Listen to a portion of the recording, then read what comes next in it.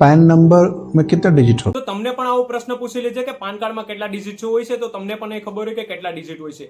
તો પાન કાર્ડમાં 10 ડિજિટ હોય છે, જેમાં પણ ચોથા નંબરનો અને પાંચમા નંબરનો જે ડિજિટ હોય છે તે આપણા મુજબ હોય છે. જેમ કે શરૂઆતમાં જે 3 અક્ષર બતાવે છે તે આપણે અંગ્રેજી વર્ડમાંના રેન્ડમ અક્ષર હોય છે, અને ચોથા નંબર ઉપર જે પી લગાડ્યો છે તે આપણે સામાન્ય લોકો માટે હોય છે. પી નો મતલબ થાય છે પર્સનલ. જો પી ની જગ્યાએ જો સી લગાડ્યો હોય, એ લગાડ્યો હોય, એફ લગાડ્યો હોય, એસ લગાડ્યો હોય કે ટી લગાડ્યો હોય, તો તે બધાનો મતલબ આ મુજબ થાય છે. અને જે પાંચમા નંબર ઉપર જે કેપિટલ લગાડ્યો છે તે આપણી સરનેમ મુજબ હોય છે.